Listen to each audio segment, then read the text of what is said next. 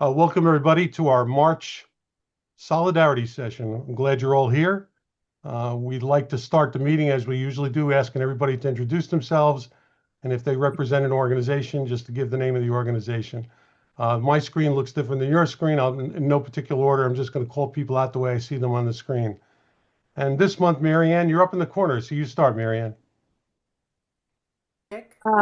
Order Sons and Daughters of Italy in America, Long Island, Middle Island actually is where I live, and I'm also a CSJ liaison. Great. Jim Benassi. My name is Jim Benassi. I am the president of the Italian American Association of Louisville, Kentucky. Thank you. Joe Verdoni. Joe Verdoni, Greater Ramsey, Unico.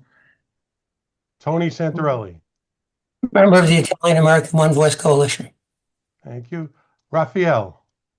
Rafael Ortiz, author of Christopher Columbus the Hero and 5 more books about Columbus. Yeah, Raphael, I just had a big debate with somebody the other day, and I referred to your book, The Hero, 3 times during the debate. So, Thank you. Sure. Anthony Benjavenga. Yes, I'm Anthony Benjavenga. I'm the past national president of Unico National, and I'm also on the board of Italian American One Voice. Josephine. Hi, Josephine Mayetta. I represent the Association of Italian American Educators, for which I'm the president, and I also do a radio program at Hofstra University. Thank you. Bob Tart. I am member of the Westfield Unico. I'm a foundation trustee of Unico National, and I'm on the board of directors of Italian American One Voice. Thank you. Dr. Peter. You're muted, Doc. Somebody always does that. Past president of Scranton Unico, past president of Lackawanna County Columbus Day Association. Right. And actually, just to remind everybody, it was Dr. Peter who set up the first meeting where we had the units from NAGA come to Scranton, actually, no, to Old Forge, where we had a meeting with all the Italian Americans and our first meeting with NAGA. Tara, you're up. Tara DeLeon, Easton, Pennsylvania, Unico. And we joined Italian American One Voice Coalition recently. Thank you. Rich Esposito. Rich Esposito, Greater Westfield Unico. Right. Frank Ferraro. Frank Ferraro, President, Friends of Italian Americans. Where's that? We're headquartered in New Hampshire. Thank you. Jerry, you're up. Good evening, everyone. Jerry Carleo, Colorado Italian American Foundation. I'm the chairman. Thank you. Miriam? Miriam Restrepo from Westfield, Greater Westfield Unico. Right. Frank Lorenzo. Hi, everybody. Frank Lorenzo, Italian American One Voice Coalition. Thank you. Panfilo DiCenzo. Now, Panfilo DiCenzo, member of the Native American Outreach Organization and proud to be a first-generation Italian. Good to see you. Thank you. Bruce Harvey. All right, we'll come back to Bruce. Tommy, you're up. Yeah, Tommy DeMagello, Vice President of Italian American Alliance and Copomayo and President of the North End Historical Society. Thanks, Tommy. And Tommy was the one that originally made the contact to NAGA that started to set everything up. So we appreciate Tommy's effort on that. Marissa DiPietro. Marisa DiPietro, Secretary of the Italian American Alliance in Massachusetts. Great. And Bruce, are you there then? All right, Bruce Harvey, if you ever get on, just introduce yourself. Okay. All right, so we've got our guest speaker tonight, who I've known a long time, but actually he first started with Dr. Manny Alfano. And Dr. Manny Alfano was the founder of the Italian American One Voice Coalition. And actually today is his birthday. Wow. Happy birthday. Although it's a heavenly birthday. To man. Yeah, he passed away 3 years ago and we miss him. And we miss him. Absolutely. And we still miss him. And he was, just tell you a quick story about Manny, how I got involved with this. I was elected as a councilman in the borough of Wickliffe Lake that I live in. I was 22 years old. I was a young person. I got elected. I beat 2 incumbents. And when I went into the first meeting and they swore me in, some of the audience said, well, the only reason they won is because his family's connected. So of course, I got that stereotype. And the very next meeting at the council, some guy, didn't know who he was, showed up and at the public session said, I just want to tell you that was really an insult to an Italian American. You have a young Yeah. person here that worked hard to become a councilman, and you denigrated him with that stereotype. Didn't know who he was, but that was Dr. Manny Alfano. And Wow. and he came to defend me, and since that time, he's been kind of my role model, and I miss Bless him Manny. dearly. He was But a wonderful guy. Wonderful. yeah, That sounds like what Manny would do too. absolutely. So he's the one that actually started our connection with Frank Cipolla, and Frank is I hope you looked at his website. He's got a long history as a journalist, a businessman, an author, and for us, he's a good friend, a member of our board of directors, and he's someone that I rely on for all of our publicity work and so forth. So he's our guest speaker tonight. I'm going to turn it over to Frank to go ahead. Go ahead, Frank. You're muted, Frank. I wanted to make sure I heard everybody. Good evening, everyone. Good evening, sir. How are you? If you don't know my background real quick, I spent 38 years as a radio and television reporter and anchor in New York City, working for, well, I'll mention some names. I'm sure you'll know them. I worked with Imus in the morning, doing news on his show, as well as Charles McCord. I worked with Roland Smith and Soupy Sales. Everybody remember Soupy Sales? Yeah, I remember Soupy Sales. Toward the end Younger of his people wouldn't remember him. toward the end of his career, he worked in radio at WNBC, and I was assigned to be his newsman. And all the funny stories of that and all the interesting stories of my 38 years in radio and television is in the book behind me, which is available if you'd like to enjoy some New York-based stories about working in the media. But along the way, I've interviewed lots of folks who you probably know, including Mayors Giuliani of New York City and Mayor Dinkins and Mayor Koch and some celebrities like Mary Tyler Moore and so on and so forth. And I enjoyed every single second I did it. It's something I decided to do when I was 10 years old. And I was focused like a laser beam when I went to my alma mater, St. John's University, where I studied communication arts and interned at the time at WPIX Radio in New York City, and then WNBC, and then went out on the road and worked at a couple of small radio stations. Some of the interesting stories are in the book. My first radio station was WCRV in Washington, Warren County, New Jersey. There were more cows than people in the town. It was quite a culture shock for a kid who grew up in Queens to live in a town that had more cows and livestock than people.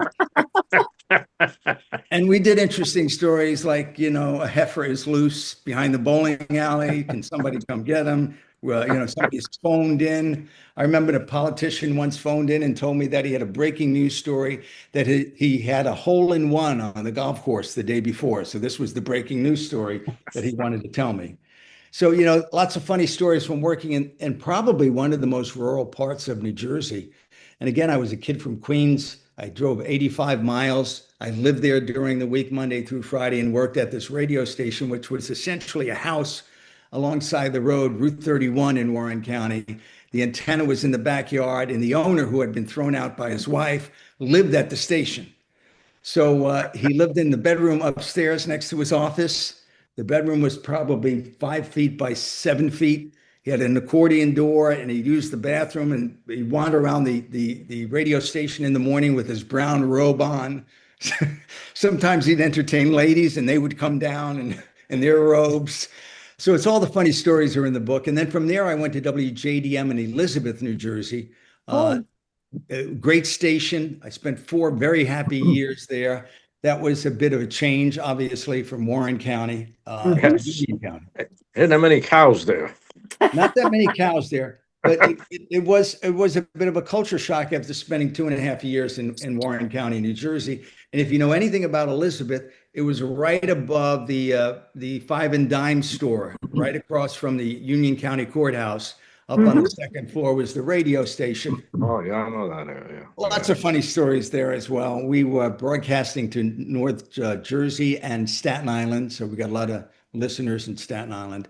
And at the time as well, I had reconnected after doing an internship at WNBC. I had reconnected with my friends at NBC, and they hired me to do news first on the weekend. And then when the news director was ready, I was assigned the Soupy Sales show. And I was there when Soupy, Imus, and Howard Stern were all there at the same time. And there's some funny stories in that book about that. I'm 27 years old. The things that I saw at 40 years ago, but the things that I saw at one point, all three of them weren't talking to each other. And I had to go in between them to relay messages because Imus was angry at Soupy and Soupy was angry at Stern. And they finally had to pull Soupy off the air one day because he snapped. But it's all in the book. And I just very much enjoyed WNBC. Oh, I want to get that book. Show Get us that the book. book. Frank, show us the book. We can't see the book. It's too far back. From there, here it is. Okay, that's better. It's Shocked It's- Even Us. It's available at It's shocked. Even It's shocked even us. It's shockedevenus.com, and you could order it from my website. I'll inscribe it for you. Even us. It's Order it from his website, Even Us, or from the website you could find it. and he'll sign it. I read it. It's a great lot of insights there. Learned a lot of stuff. Yeah, if you know anything about New York City radio and television, all the stories are in there. I try to keep it really light. I admired the Italian Americans who came before me, specifically Tony Guida and people like that I watched on local news. I remember him. Yeah, when you decide at 10 years old exactly what you want to do and don't deviate from that, like I did, you're focused like a laser beam. A lot of kids go into college and they're not very sure and they're taking liberal arts. I knew exactly what I wanted to do. I started on radio in college in 1977. So what is that, 49 years ago? And again, loved every single minute of it. Interviewed a lot of famous people, as I mentioned. I started out in Warren County. In 1987, I covered a bunch of stories. One of them I remember distinctly, and it's very Jersey-based. It was the first battle over surrogacy. It was Melissa and William Stern hired somebody to carry their child because they weren't able to conceive by themselves. And then the surrogate mom decided that she wanted to have the baby. She wanted custody of the baby. It was the famous Baby M case. I don't know if you remember. Yes. this. Oh yeah. Oh yeah. I remember that. I covered that from beginning to end. And in doing so, I met more great Italian-American broadcasters, including Richard Valeriani, who spoke once at one of our events. It was just a pleasure to be by him because he was a guy when there weren't many Italian-Americans covering news in New York City or for the network for that matter. And Richard Valeriani and I became friends. And again, he appeared at one of our events, which I never forgot. He's since passed on, but he wrote a book. I read his book and so on. After I worked at WNBC and briefly at Metro Traffic at the World Trade Center, and I'll talk about the World Trade Center in just a moment, I went into television. I went first doing a show on Staten Island Cable, which I created. It was called Staten Island Live. And at that time was my first brush with Rudolph Giuliani.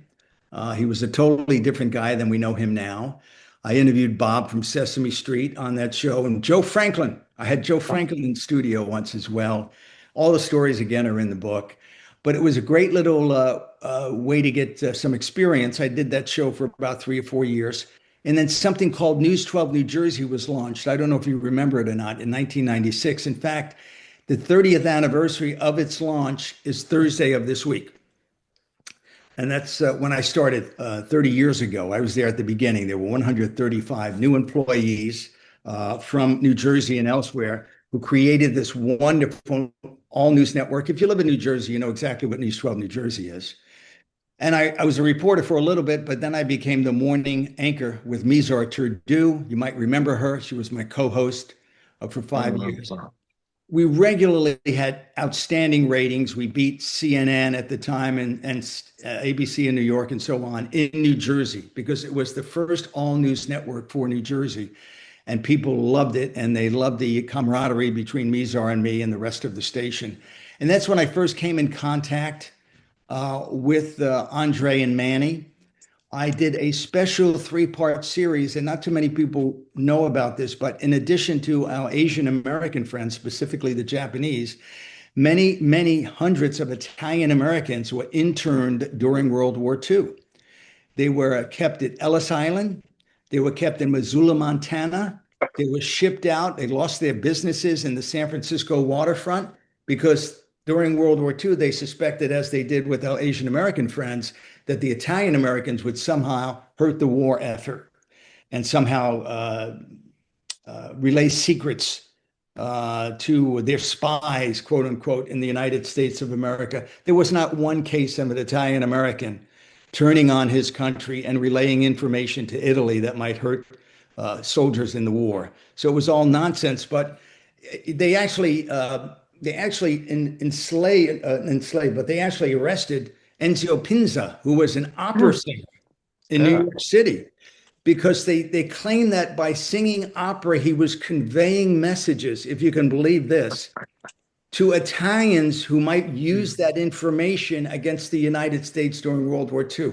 As idiotic as that was, he was actually imprisoned on Ellis Island, this famous opera singer, who, once he got out, and of course they found out it was all nonsense, he actually sang at President Eisenhower's inauguration.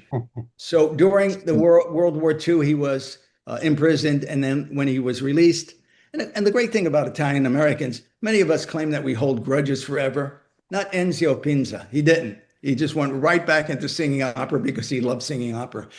So I did this 3-part series, which can be seen on YouTube as well. Just put my name in and put Italian Americans interned or News 12 New Jersey, and you'll see the 3-part series I did. I traveled to San Francisco, where I spoke with some Italian Americans who lost everything because they were rounded up and they were taken to camps in Missoula, Montana, and out on the West Coast, and also outside of Washington, D.C. They weren't particularly bitter, but they were surprised that they would even insinuate that Italian Americans would somehow help Italy in its fight against the United States, which we now know to be untrue. But we don't talk about that. It's about our Asian American friends, specifically the Japanese, who get all the publicity with regard to that. But it was called The Secret Story because Italian Americans didn't speak about it. They just simply did not speak about their relatives being interned. And that's why it never got the press that the Japanese internment did. So I did a 3-part series on that. It was really very interesting. And it was a labor of love. I thought the story had to be told. And we found out later on that even German Americans, some of them at least, in very small numbers, were imprisoned as well during World War II. So it was a really touching story. Again, it's available on YouTube if you find it. 3-part series that aired on News 12 New Jersey. At that point, I was approached by the late, great Dr. Manny Alfano and Andre Domino because they wanted to give me an award, which I still have, and it's on the wall in my office here, the Mille Grazie Award. And I accepted it on behalf of myself, my photographer who traveled with me, my producer and editor who also were very much involved in it. Both of them, by the way, Italian Americans. So I remember that night distinctly, and I remember the award, and I still have it, and it's on the wall in my office. But that's when we first came in contact. And I would come back to that later on in just a moment because when I was doing television at News 12 New Jersey, I got a job at Channel 9 in New York City where I was anchoring and also reporting there as well. Another great station based in Secaucus, New Jersey. It was during that time that 9/11 happened. I don't really talk about it in my book. I wasn't there that day. I was off, but I was there a couple of days after that. Some of the stories, and I realized it on a radio show the other day, some of the stories I had not told since that day. Not only since that day, but most of my stories are just the stories leading up to 9/11. And I had not even told family members about this because every good reporter, when they go to a story, no matter what it may be, and there's plenty of terrible stories in the New York metropolitan area, a young child being hit by a car, a young child falling out the window, domestic violence, murder, and so on and so forth. But I always had that distinct ability when I showed up at this tragic scene to place all my feelings aside, do the story, do it as unbiased as possible for the viewers. And then in my 35-minute car ride home, I would process it in my head and sort of work it out before I got home. But 9/11, there are still some stories I have within me that I can't even talk about because some of the things I saw were just unbelievable. And a lot of them happened before. I don't mention any of them in my book. There are people who were on the scene that day. As you know, a lot of firefighters and police officers and reporter friends of mine have since passed on because they were exposed to all the chemicals down there and the pulverized plastic and so on and so forth. We had a guy who worked for us at Channel 9. His job was to come every day to the ground zero to provide food and so on for the reporters who were on the scene. His body ravaged with cancer like 10, 15 years later. He has since passed on. We also forget that there were 5 technicians, TV technicians at the top of the World Trade Center when the planes hit, and they died, of course, as they collapsed, the buildings did.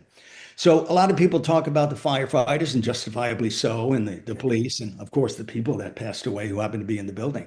But they seldom talk about the reporters who didn't die that day, but they died over time from prostate cancer. And I worked with a great guy. His name was Patrick Horan. Just a great personality, a laugh riot. Last I knew of what he was, he was suffering from early onset Parkinson's disease, brought on by all that stuff at ground zero. And I think the federal government did a disservice to us because if you remember, they had Christy Todd Whitman come down and she said, oh, the air's fine. Don't worry about it. We knew it wasn't fine. You could smell the plastic in the air. You could smell all the chemicals and steel and everything else that had been burnt and pulverized. So for the people who were down there every single day, and a lot of reporters were, many of them have since passed on. So I mourn for them at 9/11, and it makes me sad. Excuse me. The industry has changed, and it started with social media. The industry changed because social media, the phone I have here, is your radio station and your TV station. People have podcasts, they have blogs, they do shows on it, they podcast, whatever the case may be. You used to have to go out and work and get better at your craft and then get onto bigger stations and networks and so on and so forth. And now people just go to their phone and they create something, they put a microphone in front of them. Does it pay them? The vast majority of podcasts don't make any money. I would say 99% of them. Last time I checked, there was just over 1 million podcasts in America. And again, I think it was 0.046 actually generate a profit. But, for people who want to be in radio and television, quote unquote, this is where it is now. And a lot of the whole paradigm has changed. It's gone from people sitting down watching a broadcast or, to sound really old, reading a newspaper, to people just going online. I don't know of anybody under the age of 40 who actually reads a newspaper or watches a regularly scheduled newscast. My daughter, who's 40, and her husband, who's 41, they don't even have broadcast television. They have all the streaming services. So when I start talking about a news story, because I'm a news nick, they have no idea what I'm talking about because they might get it on their feed, but they're not necessarily watching the news like I do all day long and reading and so on and so forth. And I think that's a disservice not only to them, and I've said that, but to the American society, the American democratic society. We need to be informed. We need to be properly informed. I worry about artificial intelligence, which is creating these images. I could generally tell when it's created and it's artificial intelligence, but it will get so good that they'll say Frank Cipolla said this when I didn't say that, and it'll take me, years to refute that because it looks so darn good. They can duplicate your voice now and your image and so on and so forth. So news it comes from many uncorroborated sources now, which worries me. But I am a fan of people having the phones when they go to the scene of a news scene. Because without the phone, without the video, we might not have found out about George Floyd. A lot of stories and images would have been lost. What we saw in Minnesota, a lot of people were just on their phones taking video. So it's important that we have quote unquote citizen journalists, but they're not really journalists. They're people with phones pretending to be journalists and just posting whatever comes up. That I object to, and it's unfortunate. Now, if I might just touch on Columbus, and Mr. Rez, you'll know what I'm talking about. There's a lot of different interpretations of what Columbus did. And I'm sorry there wasn't a reporter and a cameraman when he arrived on the island in the Caribbean. I mean, we could have seen what happened. I'm sorry they didn't have smartphones then, so they could have videotaped what exactly happened, because a lot of what was written about him, from what I understand, was not only written by him, but written by people who were jealous of him long after his death. And you really can't get a full, authentic picture of the man he was, and he was a 15th century man, based on all of these, not even eyewitnesses, but accounts of what transpired once he came in contact with the Native Americans and so on and so forth. And I think that's unfortunate. One of the things that Andre and I always talk about is that we have to just celebrate Columbus for the brave act of connecting the continents. And every time, and you could go back to Genghis Khan, every time there is a new conqueror, there is collateral damage. And unfortunately, when Columbus came to the well, first of all, he never landed in what is currently the United States of America. But when he came to the Americas, there is collateral damage. There are people who are smarter. There are germs that they didn't know about and they spread. They did it unintentionally. But somehow Columbus takes the rap for all of this. And I think it's unfortunate. I think he's judged as a 15th century man by 21st century standards. And we've had this discussion, and this goes for our Native Americans as well, Native American friends as well. You can't really judge somebody like that because it was an entirely different world back then. And I think it's unfortunate that we get rid of statues because we're judging that person by 21st century standards. I don't know if you read the story today. The White House retrieved the statue that was damaged in Baltimore for, what was it, 4 years ago, Andre? It was 2020, 6 years ago. And put it on the White House grounds. Andre did an interview this morning on Fox 5 in Washington, D.C. He has another interview tomorrow in New Jersey, and you have another one in Connecticut on Thursday. This is important. What we do is important, just like what NAGA does is important. We have to dispel the myths of what's out there. And I think that the work that we do and do in conjunction is very, very important. After I got out of television and radio, and that was in 2016, and I never really wanted to leave, but they could always find a younger, more handsome Frank Cipolla and pay him a third of what I was making. And that's the way it is. Somebody described this business to me when I first started out, that it's like falling in love with a beautiful woman or man that you know eventually is going to leave you. So you have as much fun enjoying that person's company as you can before you know that person leaves you, because you're never going to be married to it. There's always a situation where, your contract expires and they let you go. But I saw the writing on the wall because there were older reporters, and I started something called Contacts Media. And that's when I reconnected with Andre. Contacts Media is a company I founded that I use all my connections from my 38 years in radio and television all around the country to get people like doctors, lawyers, and cybersecurity experts and so on stations in the major markets and on the networks. They use that content for their website and social media to brand themselves the expert.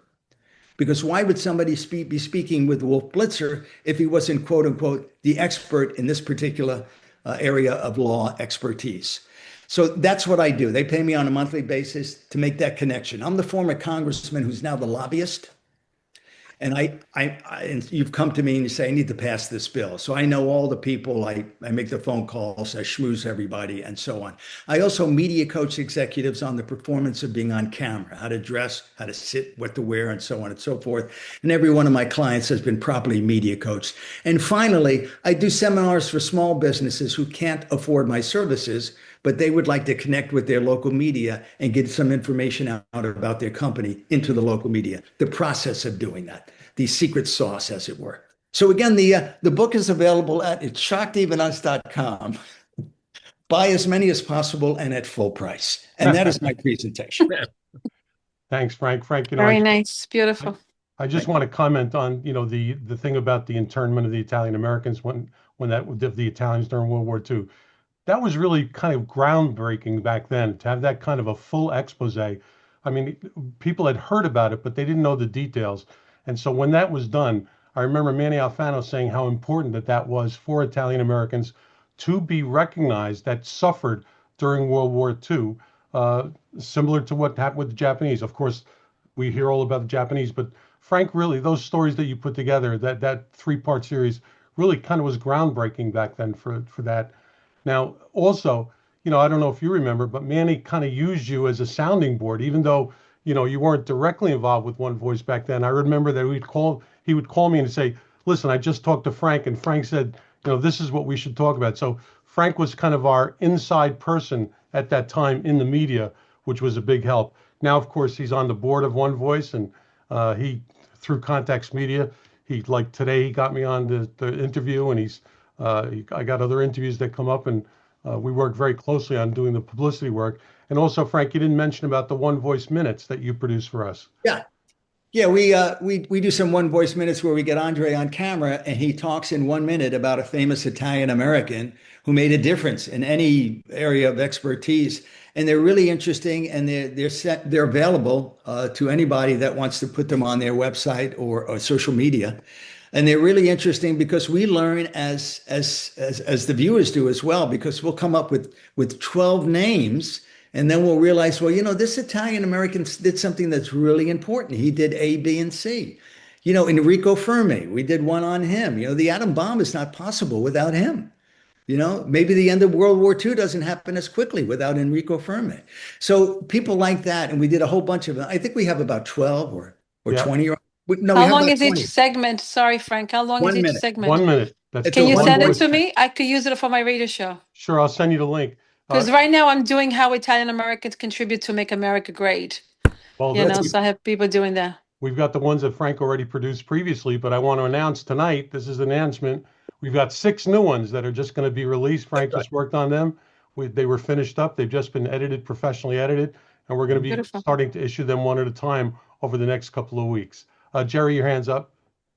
Frank, great job. And Andre, again, excellent ideas on these One Voice minutes. Since we've got the 250th anniversary of the country coming up, we've got 31 days in October. Why don't we work on a way to get 31 One Voice minutes? Then we can share those with your permission, of course, and acknowledgement of your work effort to put it together, the IP. And that way we can share those across all of the Italian organizations that are represented both on this call and those that you may be working with outside of this organization.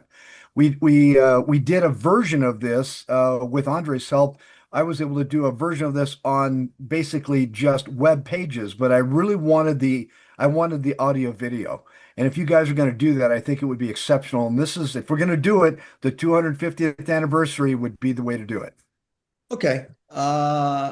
Should we do it before the 250th anniversary? Oh, God, yes. Get them done now. And then everybody can use a common kind of a marketing approach to say, go to this website to see who the Italian celebrity of this particular day for October is. If we put a list together of the celebrities in 31 days, we would start off for about 2 minutes being slow, and then you'd end up with 3,000 celebrities. So, but point being is that if you're going to be doing these One Voice minutes on these Italian celebrities, we've got enough content here to fill up the next decade. True. And I think it would just absolutely be awesome, particularly knowing that you guys are starting this with. We did I think we did the first 12 in a studio, if you remember, Andre. Right. And then we did the next 6 or 8 via Zoom.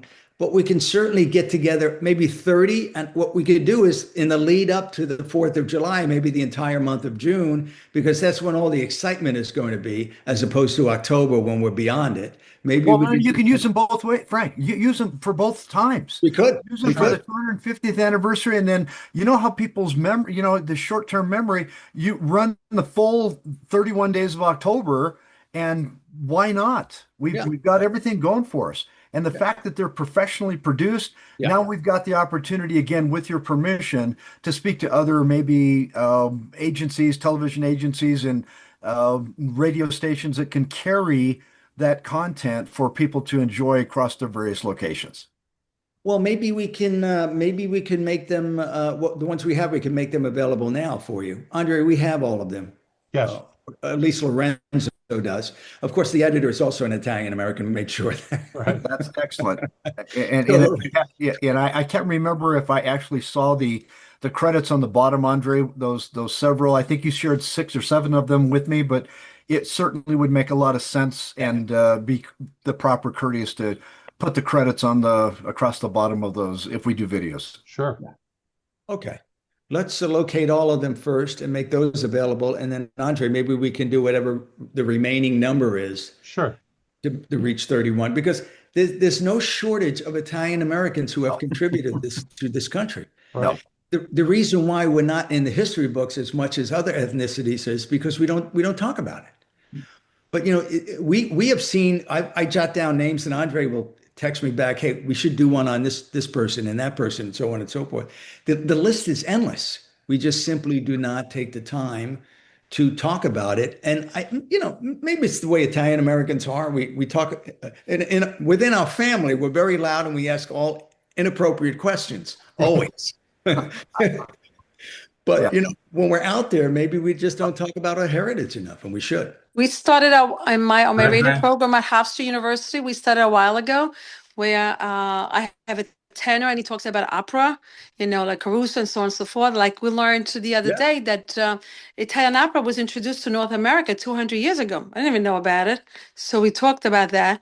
We talk about Caruso. We talk about different Italian Americans that have made America great and how we have contributed. So I have a different personality that speak about that, which is important. We have to show, we have to make noise. Great. Positive noise. Positive noise. Andre. Tony, hold on. Tony sent We were talking about the Italian Americans being interred. There's a book called Una Storia Segreta, the history of Italian American evacuation and internment during World War II. And it's an incredible book, if anybody. Well, that's why I called the 3-part series The Secret Story. Right. That's what that means. An excellent book. Anybody? Yeah, I met the author of that book. It was a very interesting guy. Yeah, I did too, Andre. Passed away not too long ago. I know, yeah.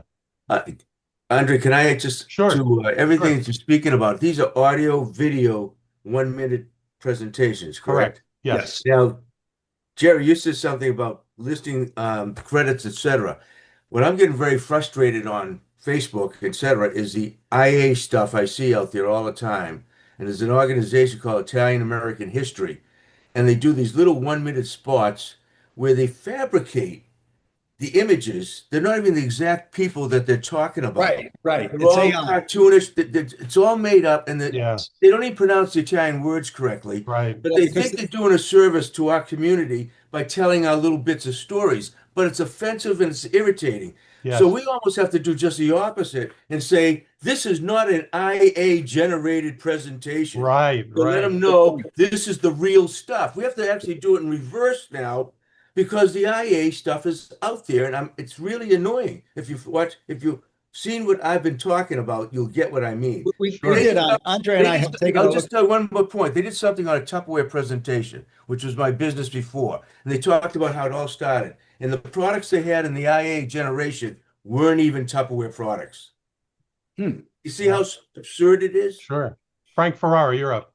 Yeah, thanks. Back to the the treatment of Italian Americans and Italians during World War II. It took an act of Congress to get the Department of Justice to research it. And in November of 2001, they finally issued a report. And the report talks about what happened, but it also contains a list of names of Italians that were detained. And I have a copy of that as a PDF if anybody's interested. Yeah, please. Yeah. What was the actual count, Frank? Excuse me? What was the actual count of Italian Americans that were interned? I'd have to go back. It's been a long time since I read the report. From what I understand, I think Joe DiMaggio's parents were actually on that list. Yeah, his parents and I think his brother. Yeah, Well, they had His their brother. I just read that his brother was on the list. Yes. Yeah, I think their boats were impounded, but I don't know if they went to any. If you were not an Italian American, if you were not a U.S. citizen, you were taken away. If you were a U.S. citizen but an Italian American, You could stay in your home or business, but you could not go beyond 2 miles from your home or business, if I remember correctly. Yeah. And they would knock on your door periodically, FBI agents If would. you were And there.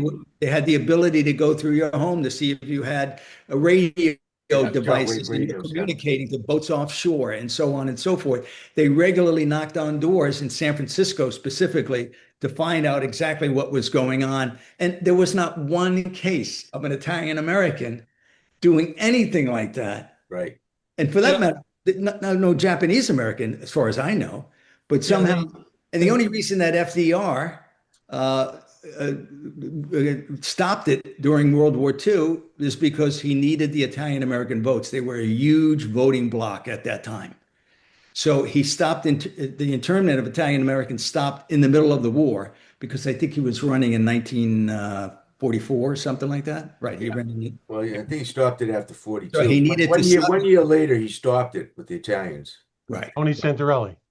Yeah, I don't know how many people know, but the Japanese Americans that were interred during World War II got $20,000 tax-free Right. in 1986 or 85. Yeah. One of the guys I worked with as a young boy was interred and he got 20 grand tax-free. We didn't get anything. Right. I thought of that as well, Tony, because why aren't Italian Americans or their family members being compensated in that fashion as well? You're right. What happened to them? Yep. They were actually locked up in a huge camp in Missoula, Montana, Yep. which apparently still has a lot of Italian restaurants for being Montana. Right. Because some of the Italian Americans stayed and they opened up pizzerias and so on and so forth. So there's an inordinate amount of Italian Americans in this Montana town where you would never think there'd be Italian Americans. Well, actually, Frank, when I do my presentations on Italian American heritage at different organizations, I always use that example. I say, does anybody here know why there are so many Italian Americans in Missoula, Montana? Yeah. And not many people know the story, and that lets me talk about the internment at these presentations. Yes. Yes. Okay, anybody else have any questions? Did I mention the book? I'm not sure. It's available. Andre, there's one thing that can add to Frank's presentation is if you ever heard of the documentary Enemy Alien. Yes. That is out there, and if you haven't seen it, that gives you an overview presentation of what we went through, what the Japanese went through. Nobody ever speaks about the Germans, but they're also put in the same situation. And even go back to World War I, there was even more issues like that during that war with Germans because they're the largest ethnic population in America at that time, which nobody ever talks about. So I think there's some history that has to be told on the German as well, Frank. Yeah, well, Tommy, listen, I never knew growing up as an Italian American Queens until the mid 1990s when I was probably 35 years old or so, that Italian Americans were interned. We haven't talked about it in the house. My uncle relative who told me. No, I read it. Frank, my uncle went through the same thing, and the family never spoke about it. My cousin told me about 15 years ago that he was under FBI surveillance as an enemy alien, had to get this registered, and he could not leave. He actually had a mental breakdown because it upset him so much. He was here since he was 13 years old. He didn't have an accent, nothing. He was an American, and they treated him like the enemy. I wish an Italian American legislator in the Senate or House would come forward and say, hey, you compensated our Japanese American friends. What about the Italian Americans and their families? You know, this was also never really talked about in the history books. You're right. Oh, that's right. Forget about the history books. The Japanese internments were, Oh, but yeah.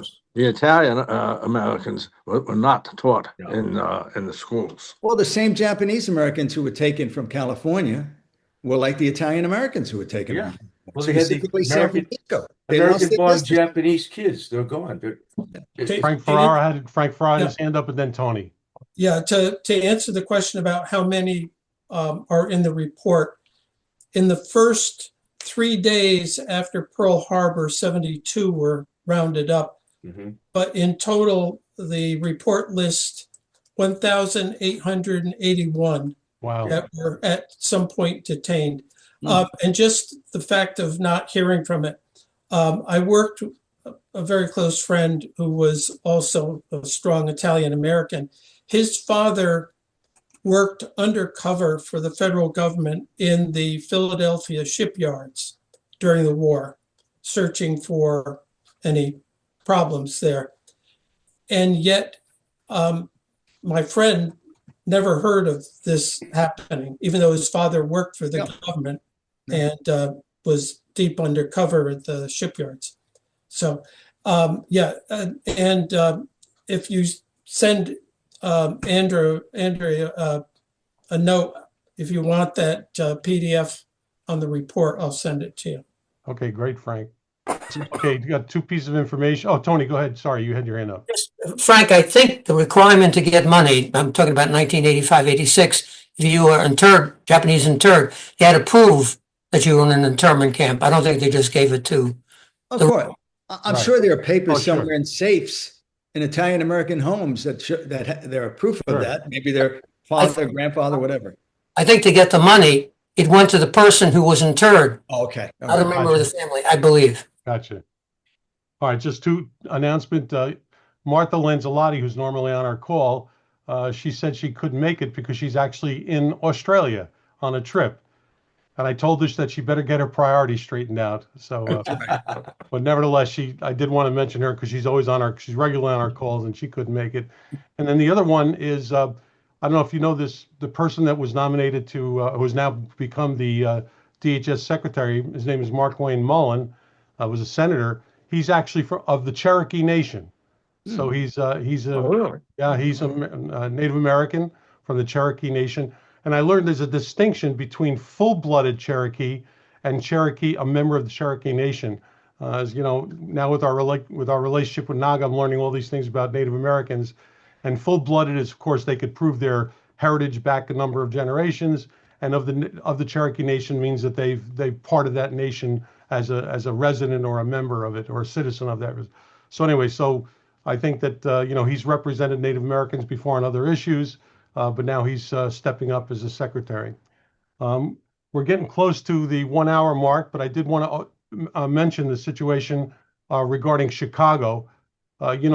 We've received a number of complaints at the Italian American One Voice Coalition about the fact that in Chicago, instead of the Columbus statue being put back that was removed, they're putting up a Mother Cabrini statue.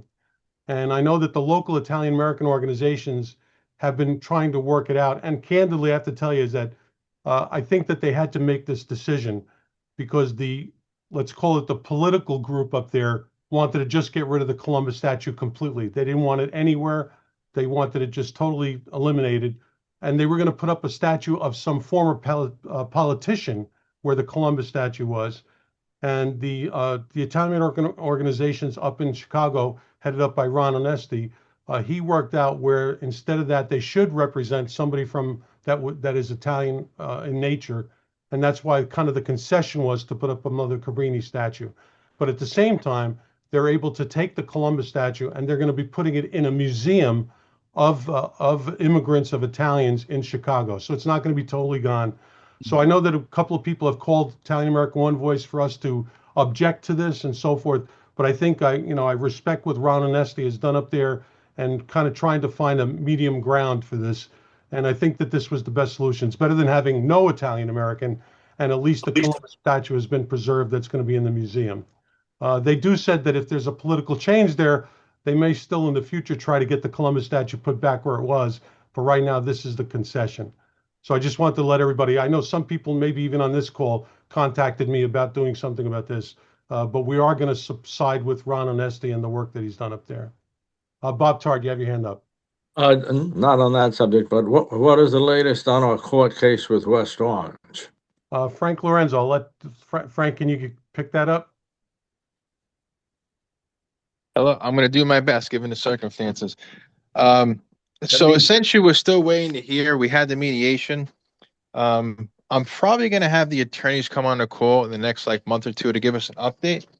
But I think essentially what's happening now is since the mediation never went through, what's going to end up happening is the judge is going to have to make a decision whether or not it's going to have to go through on its merits, and hopefully we go to trial. But we shall see. Now, if you remember on our last solidarity session, we had the attorney representing NAGA, and they got knocked down on certain things like standing and so forth. We've actually achieved standing in our lawsuit. So we have a leg up on our suit, and we're going to actually work to see if there's some way that we can maybe tie the two different suits together. because what they're fighting for, NAGA's fighting for, is for the Native American symbols and imagery, such as the Chiefs and the Redskins. And of course, we're fighting because they took down the Columbus Monument in West Orange, New Jersey. They're both cases are in federal court. They're very similar. They're based upon the 14th Amendment discrimination clause, which Frank Lorenzo put together on the Italian American side, and Chap Peterson did that for the Native Americans.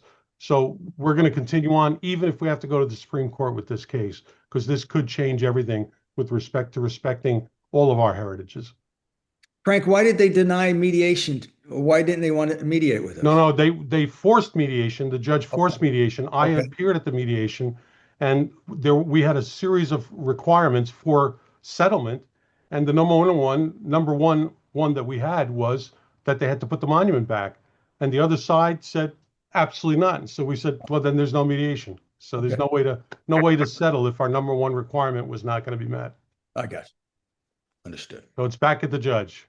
Now you got to remember, we filed this in September of 20. Wow. So look how long this has been dragging on. But we've made some gains. They tried to kick it out 3 or 4 times. We beat that, and then we achieved standing. So those were major things on this case. Okay, Tommy, you have your hand up? Yeah, Andrea, on a future thought about Columbus, and Ruley's doing a lot in Congress to try to get legislation passed that the supremacy clause could maybe be used, that, or a federal law says that no one, state, anybody, local, has the right to dismiss a federal holiday, whether it's Columbus or any holiday. And we should probably stay on top of how he's pursuing that, what leverage he needs to get from our communities to support him. I think we got to stay on top of that, because we've been fighting for somebody in Congress that's an Italian to keep pushing our agenda. And he's one of the gentlemen, I think, that can do it. And if he hears more from us, maybe it just feeds that effort to keep pushing for it. That's a great idea. Maybe should legislator is that? Great idea, Tommy. I've been in touch with actually with somebody at his office, at his administrative office, and I agree with you that some additional emails and phone calls in support of what he's doing would be very helpful. Right. Okay. Could you let us know that information? Yeah, I will put that up.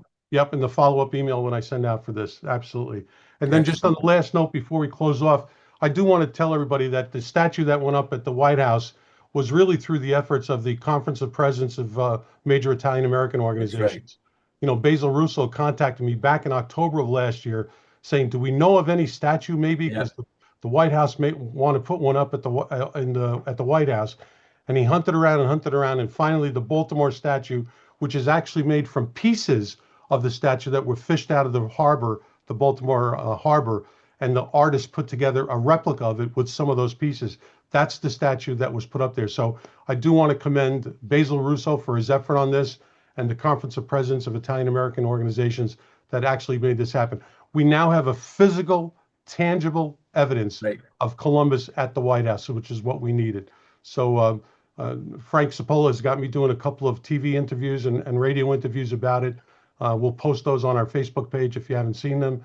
And we just want to keep this momentum going of this positivity of Columbus. And maybe this will stop any more attacks that we've been facing over the years. Andrea, forgive me, Tom. Excuse me, can you send Basil's email maybe to everybody on your NAGA email? Good idea. I don't think everybody gets that, Andre, but it's well done. And he got a very nice thank you letter directly from the president for this effort. And the things that the president said in his letter were very strong about Columbus and Italian Americans. Go ahead, Josephine. I wanted to say that Basil just sent a message to everyone that this was accomplished. Yeah, that's what you said to Andre. I wanted to send that message. Yeah, we'll send that out. He sent it to a large group, to a Conference of Presidents. We have about 97 organizations that are part of it. And actually tonight I'm going to text him that you, Andre Domino, mentioned him. And he'll be very happy to hear this. Oh, yeah. No, I did it today on Fox 5 too. I also gave him credit when I was on Fox 5. Beautiful. All right. Well, this was a great meeting. Happy Palm Sunday, everybody. Thank you, Frank. Thank you very much, Frank. We're up against the 1 hour, the IBM rules. So I'm going to close out the meeting. I want to thank everybody for being here and look forward to our April meeting where we'll have another great guest speaker. Thank you, Frank, for your effort in putting together your presentation tonight. Beautiful. And we'll put the information out on where to get the book. So Don't forget to buy his book. Right. Full price book, full price. Full Okay. price, as many Thank as you, everybody. possible. Thank you. Okay, thank you. Arrivederci, grazie. Ciao, ciao.